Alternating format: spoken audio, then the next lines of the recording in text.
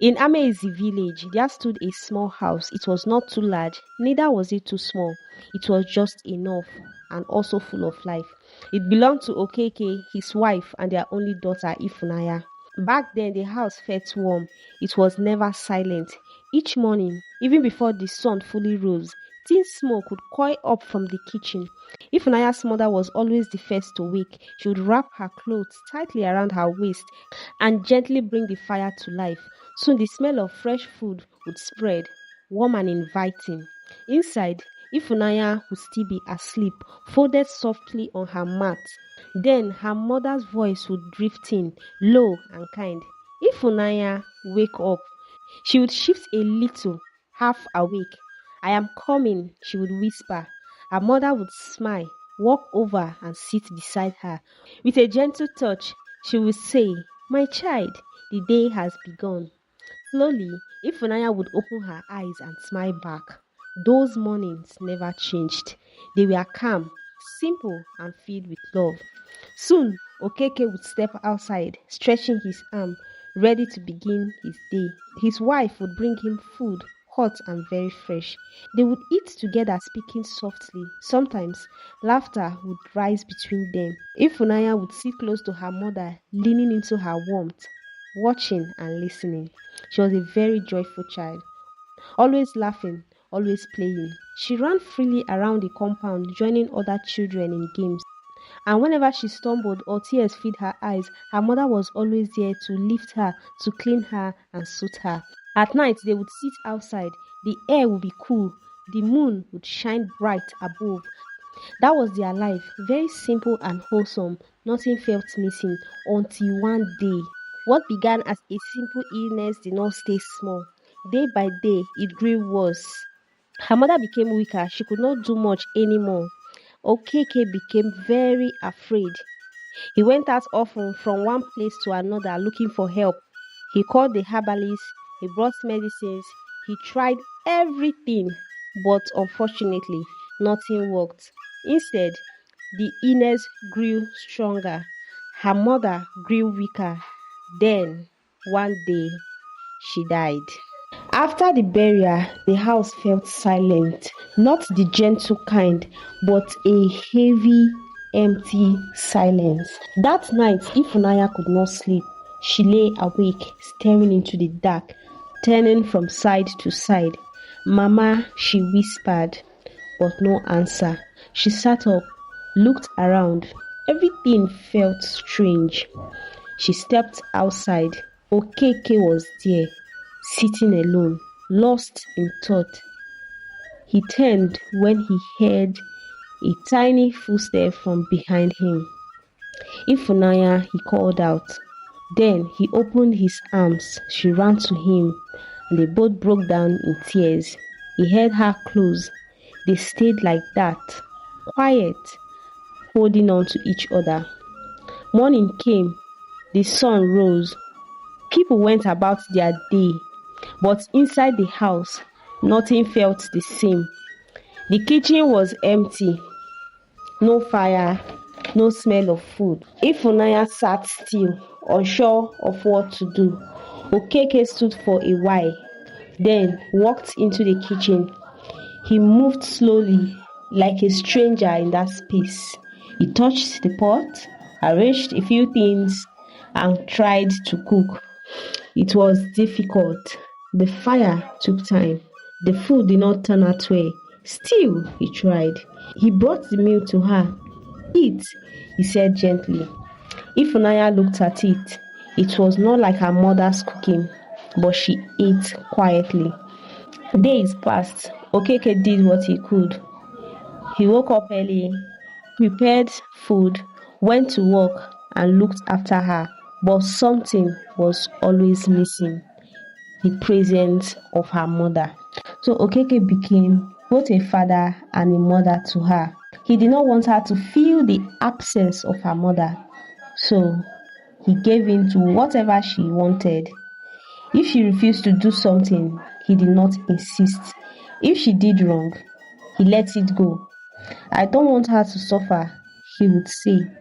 Without realizing it, he began to spoil her. Ifunanya started to change. At first, the change was small. She stopped helping at home. Later, she stopped trying at all. She sat around, watching others. When called, she ignored them. If corrected, she reacted with anger. "Don't speak to me like that," she would say. People began to notice. They spoke in low voices. "That girl has changed. She's not the same." But Okeke paid no attention. "She's still in pain," he would say. "Let her be."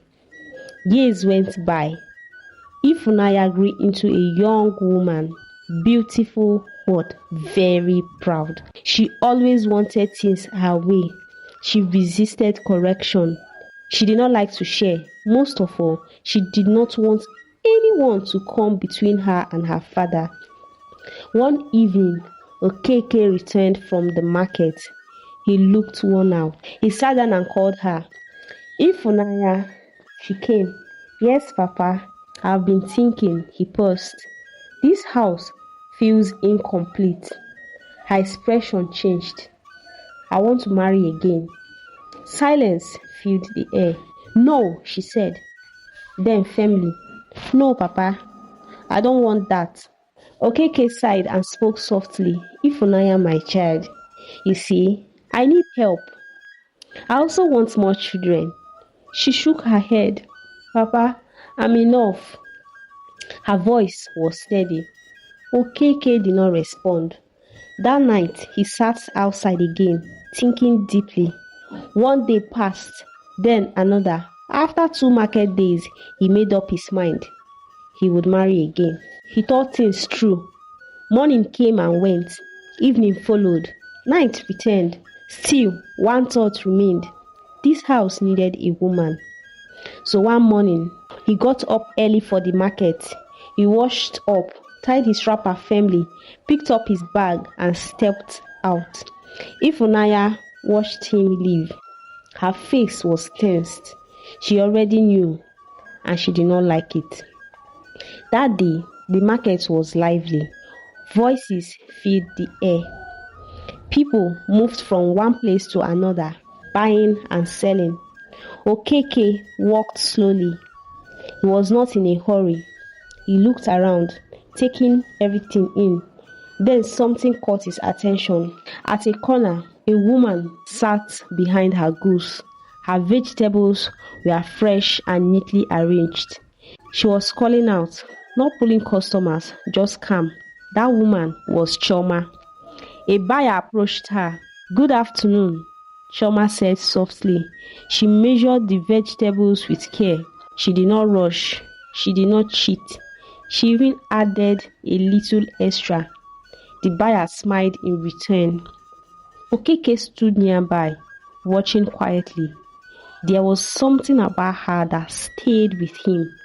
He did not speak to her that day. He only observed, then walked away. On the next day, he returned.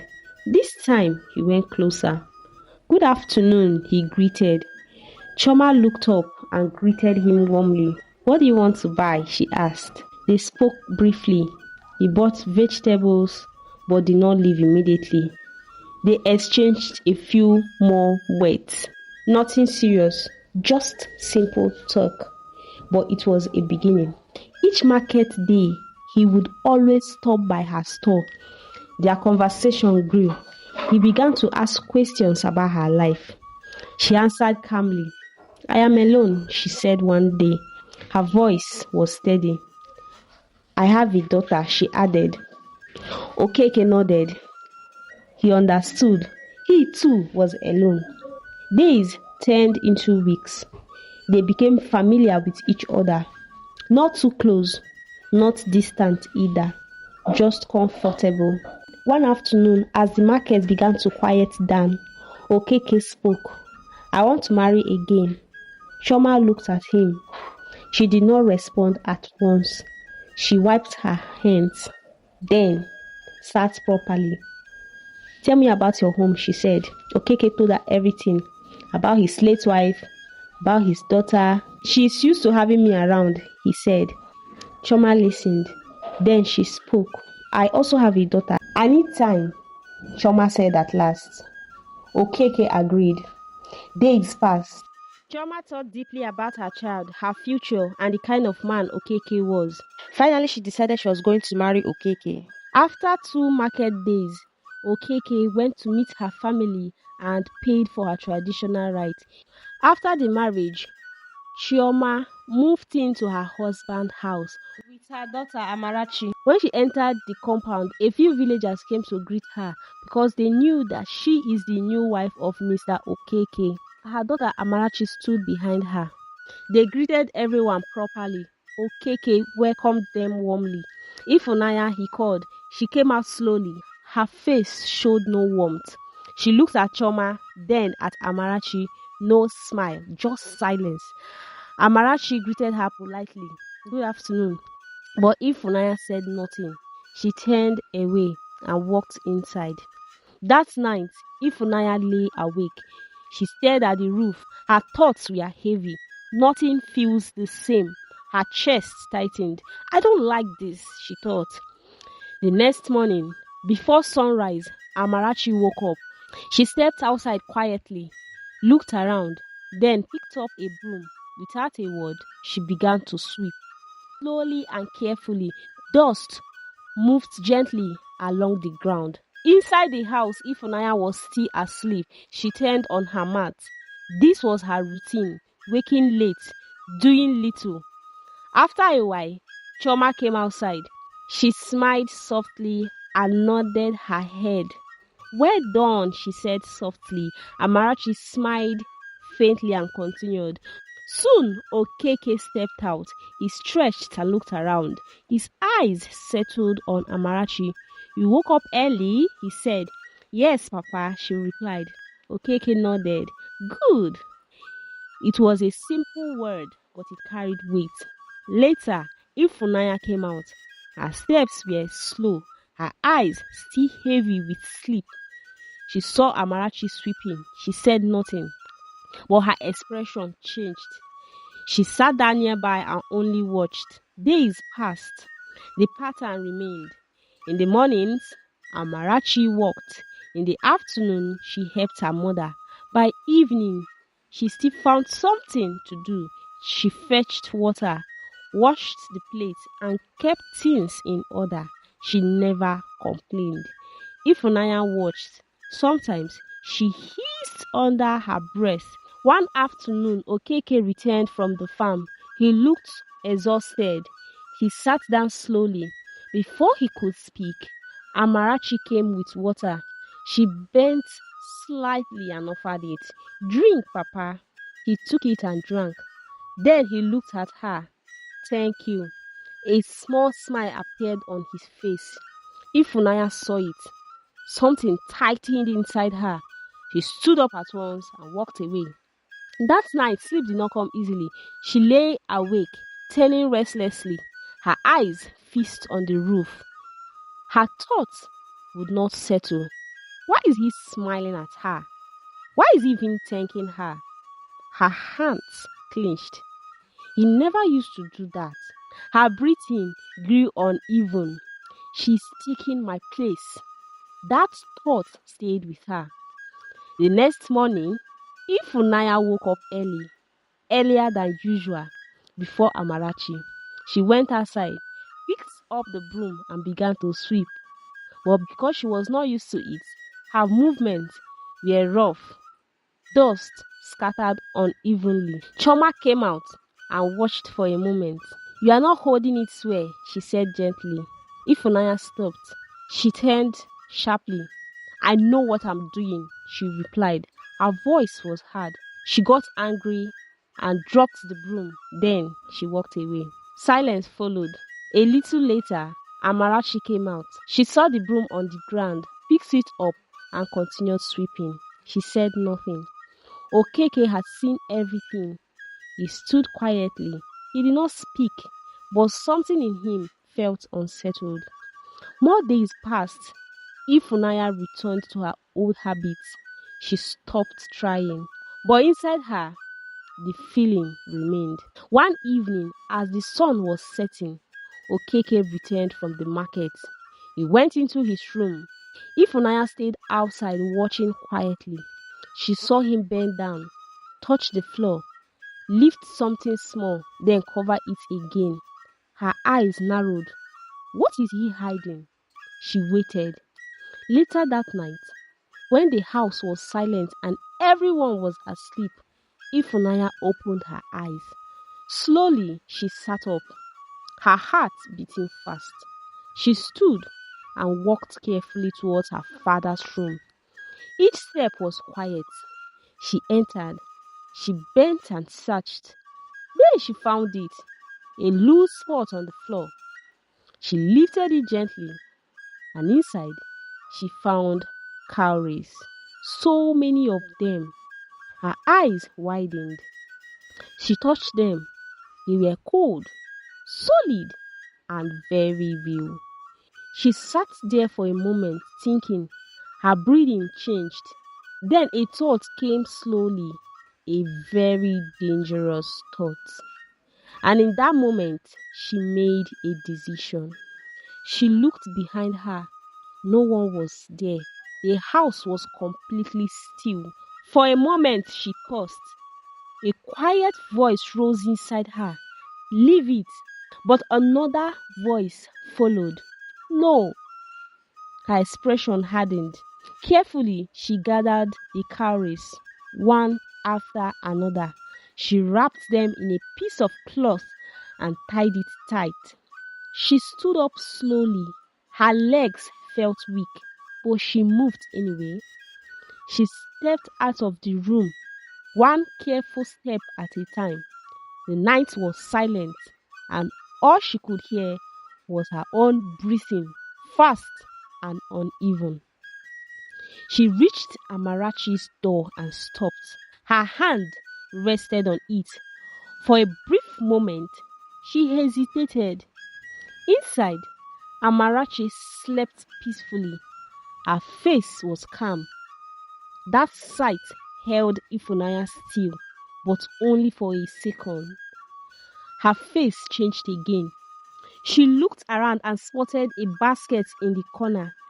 She bent down. Slowly, she opened it. She placed the wrapped cowries inside and covered them carefully. Everything looked untouched. She stood up, looked at Amarachi one more time, then turned and left. Back in her room, she lay down. Her eyes stayed open. Sleep did not come at once. Her heart still raced, but after a while, a faint smile appeared on her face. Morning came. The sun rose gently. The compound slowly came alive. Amarachi stepped out first as usual. She picked up the broom and began to sweep. Nothing seemed different. Ifunanya came out later. Her face looked calm, too calm. She sat down quietly watching. Inside the house, Okeke was getting ready for the market. He adjusted his wrapper and picked up his bag. Then he paused. I need my cowries, he said. He turned and went into his room. He bent down, opened the spot, but to his greatest surprise, he found no cowries. Immediately, he froze. He checked again, yet nothing. His hands moved faster now, searching. Still nothing. His breathing weakened. He stood up suddenly and rushed outside. Chioma! Amarachi! Ifunanya! His voice filled the compound. They all came out. What is it? Chioma asked. Okeke looked at them, his face tight. My cowries, he said. They are gone. Silence fell. The air grew heavy. I did not take them, Chioma said quickly. I did not take them, Amarachi added, her voice quiet but firm. All eyes turned to Ifunanya. She looked surprised, very surprised. Papa, I don't know anything about it, she said. Her voice sounded convincing. Okeke looked at each of them. No one spoke. After a moment, Ifunanya broke the silence. Papa, she said softly. Maybe we should search the house. Let us search, Okeke said. His voice was calm but firm. They began to look around. They started in the main room. Chioma checked the corners, opened the pot, and looked inside. Nothing. Amarachi stood quietly, her eyes fixed on her father. Ifunanya moved from one place to another, opening and closing things. She looked serious, like she truly wanted to find it. But her eyes told another story. She was watching everyone. They moved from one room to another, step by step. Boxes were opened, baskets were checked. Still nothing. Okeke's face grew tense. These cowries cannot disappear, he said. They must be somewhere. No one replied. At last, he walked toward Amarachi's room. The door was closed. He pushed it open. He stepped inside. Amarachi followed him. Chioma and Ifunanya stood at the entrance. The room was neat. Everything was in place. Okeke looked around slowly. Then his eyes fell on a basket in the corner. It was small and covered. Something about it caught his attention. So he bent down and opened it. Inside it was a wrapped cloth. He picked it up carefully and untied it.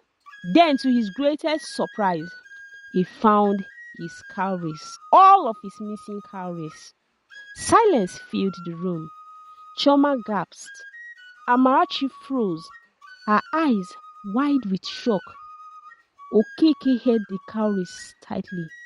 He stared at them, then lifted his eyes to Amarachi. Amarachi, he said slowly. Her lips trembled. I don't understand, she whispered. I did not take them. Okeke said nothing. His face was hard. His hand shook slightly as he held the cowries. Ifunanya stood quietly watching. Chioma placed a hand on her daughter's shoulder, her face filled with worry. Amarachi stepped back, her heart pounding. She had no words, no explanation. The evidence was there, and now everything was about to change. Okeke's eyes rested on Amarachi. He took a deep breath but said nothing at first. Inside him, his thoughts pulled in different directions.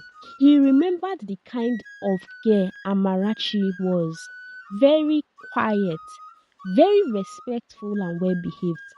But now, the cowries were in her basket. What was he supposed to believe? He looked at her again. Her eyes were wide, filled with fear. Chioma stepped forward. Please, she said gently, do not decide too quickly. Okeke did not turn to her. He held the cowries closer. Chioma continued, her voice steady. This child is a good child. She's honest. She cannot do this. She looked at him with quiet strength. Give it time, my husband, and the truth will show itself. But Okeke remained silent. His face did not soften. He thought deeply. This girl is still new in this house. He did not truly know her. How could he be sure? Maybe she was capable. He shook his head. Part of him wanted to believe her. But the cowries were found right inside her basket. If she did not take them, then who did? Chioma saw the doubt in his eyes. She moved closer. Please, she said softly. Do not act in anger, my husband. Let the truth come out. Okeke turned away, and without a word, he walked out from their midst. Chioma stayed behind. She placed a gentle hand on Amarachi's shoulder and said, do not be afraid, my child. The truth will definitely come out. Just stay calm. Amarachi nodded faintly. Her heartbeat still fast, but a small hope remained.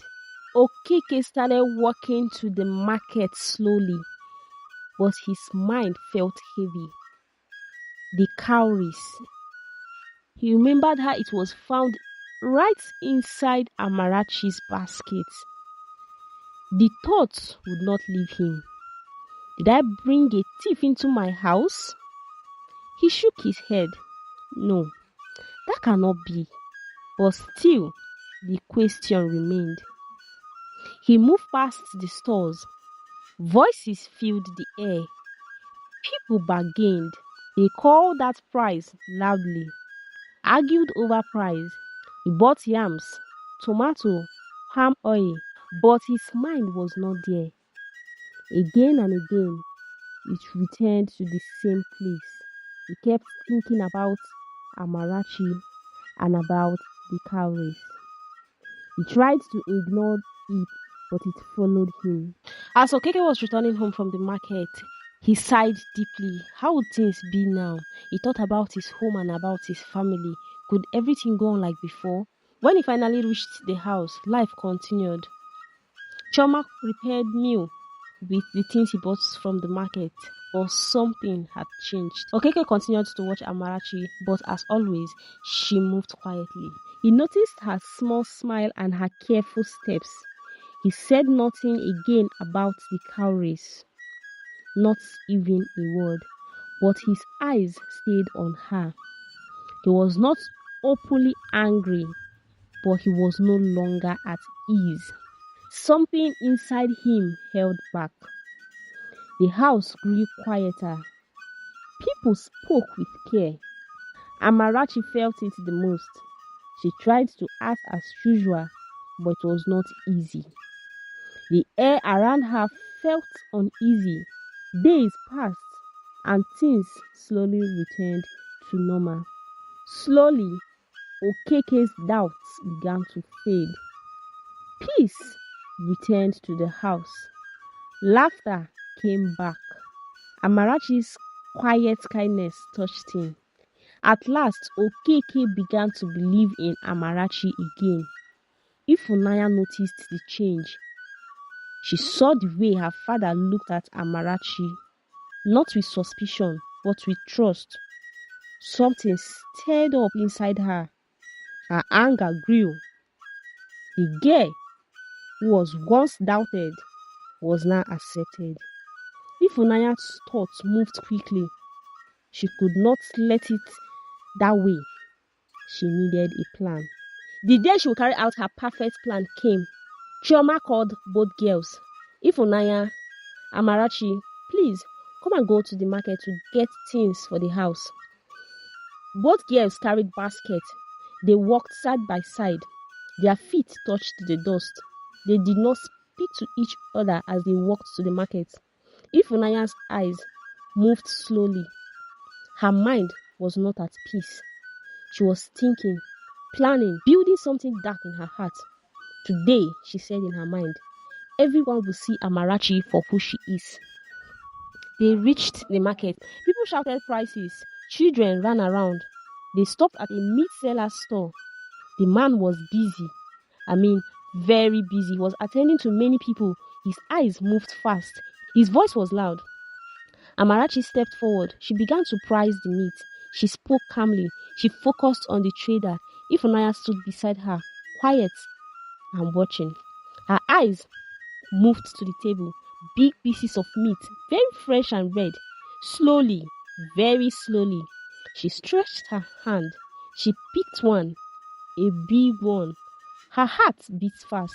Her fingers shook. She turned slightly. Quickly, she dropped it inside Amarachi's basket. Amarachi did not see it. She was still talking, still negotiating. But someone saw it. A trader from another store. He paused. His eyes widened. His mouth opened slightly. What is this? He thought. He watched quietly. He said nothing. Back at the store, the meat seller turned. He looked at his table. He frowned. He counted. He counted again.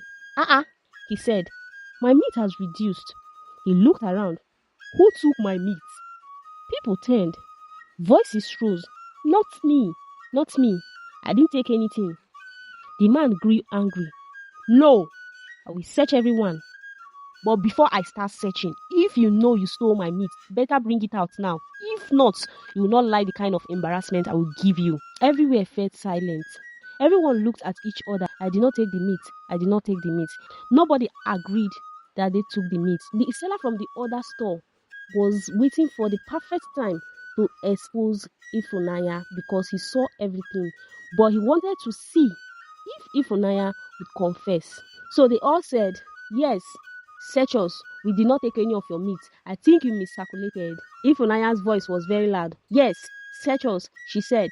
Search everybody. Her voice was very bold. Too bold. Amarachi nodded. You can search, she said softly. The man started searching one by one. Then it was Amarachi's turn. He opened her basket. Silence fell. There it was, the meat. Fresh, red, and very clear. Gaps filled the air. Ifunanya stepped back. She covered her mouth. Amarachi, so this is what you do. Is what we have at home not enough for you? You have brought this your stealing habit to the market. People murmured. This quiet girl, so she's a thief. Amarachi froze. Her lips trembled. Her eyes filled with tears. I did not take it, she whispered, but no one listened. Then a voice came from the side. Wait! Everyone turned. The other trader stepped forward. Do not touch that girl, he said. I saw everything. Silence followed. This one, he pointed at Ifunanya. She took the meat. She put it inside the girl's basket. I saw it clearly. The crowd gasped. Eh? All eyes turned to Ifunanya. Her body froze. Her mouth opened. No words came out. Her confidence disappeared. Her legs shook. The same people who believed her now looked at her differently. Wicked child, such a small girl. Ifunanya dropped to her knees. I am sorry, she cried. I did it. I wanted everyone to hate Amarachi. I wanted my father's love. Tears ran down her face. I was jealous. I am sorry. The market was quiet. Her plan had turned against her. The news reached home before them. Their father was waiting. His face was hard. Ifunanya, he called. She stepped forward slowly. Her head was down. Why did you do this? She cried again. I was jealous. I thought Amarachi was taking your love. I am sorry, Papa. The father was silent. Then he spoke again. And about the missing cowries? He asked. Ifunanya closed her eyes. I also took them. I put them in Amarachi's things. She's innocent. Silence filled the compound. Chioma heard Amarachi. Amarachi said nothing. The father sighed deeply. Disappointment filled his face. Ifunanya fell to the ground. Please, Papa, forgive me. I will change. I'll be a good doctor. I will love Amarachi. Then she turned to Amarachi and apologized to both Amarachi and her mother. Days passed. Ifunanya changed. She woke up early. She swept the compound. She fetched water. She washed dishes. She worked quietly. She followed Amarachi. They went to the stream together. They laughed softly. She helped in everything. She apologized again and again. Amarachi forgave her. Slowly, they became close. Very close, like sisters. The house became warm again, and peace returned to the house.